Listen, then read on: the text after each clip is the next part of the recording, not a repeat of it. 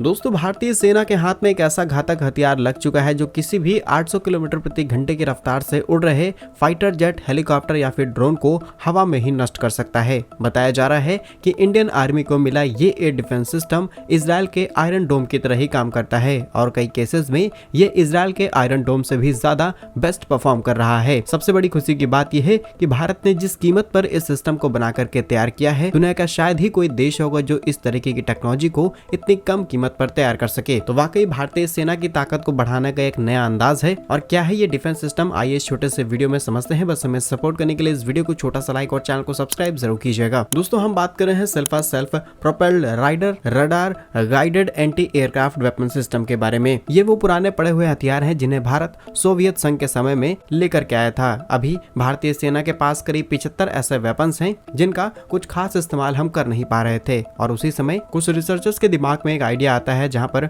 Bharat electronics limited और Israel की एक कंपनी के साथ ज्वाइंट वेंचर के साथ इन डिफेंस सिस्टम को अपग्रेड करने का फैसला लिया जाता है। और आज राजस्थान में इस डिफेंस सिस्टम का सफलतापूर्वक परीक्षण किया जा चुका है, जहां पर सबसे पहले भारतीय सेना ने कई प्रकार के अलग अलग ड्रोन्स को हवा में उड़ा दिया और उसके बाद इस डिफेंस सिस्टम की मदद से उन सभी ड्रोन्स को किल कर दिया गया। इस एक्यूरेसी के साथ इस डिफेंस सिस्टम ने काम किया, इससे उससे ये साबित हो चुका है कि ये डिफेंस सिस्टम वाकई कमाल का रहने वाला है। वैसे तो भारतीय सेना के पास ऐसे करीब 75 वेपन्स हैं जिनका वजन करीब 19 टन होता है और इसमें लगे हुए फायर सिस्टम से करीब 23 मिलीमीटर की फायरिंग की जा सकती है। इस पूरे सिस्टम की सबसे बड़ी खासियत ये है कि ये चारों तरफ अपने रडार से किसी भी दुश्मन को आसानी से स्कैन कर सकता है और चारों दिशाओं में वॉर कर सकता है। इस हथियार में 23 मिलीमीटर के 4 ऑटो कैनन इंस्टॉल किए गए हैं और यह 1 मिनट में करीब 2000 फायरिंग करता है। जहां पर यह वेपन सिस्टम करीब 515 लीटर ईंधन को कंज्यूम करता है और इसी ईंधन से ये सड़क पर करीब 450 किलोमीटर और ऑफ रोडिंग में करीब 300 किलोमीटर तक जा सकता है। इस वेपन की मैक्सिमम स्पीड 50 किलोमीटर प्रति घंटे और ऑफ रोडिंग में इसकी स्पीड करीब 30 किलोमीटर प्रति घंटे रहती है।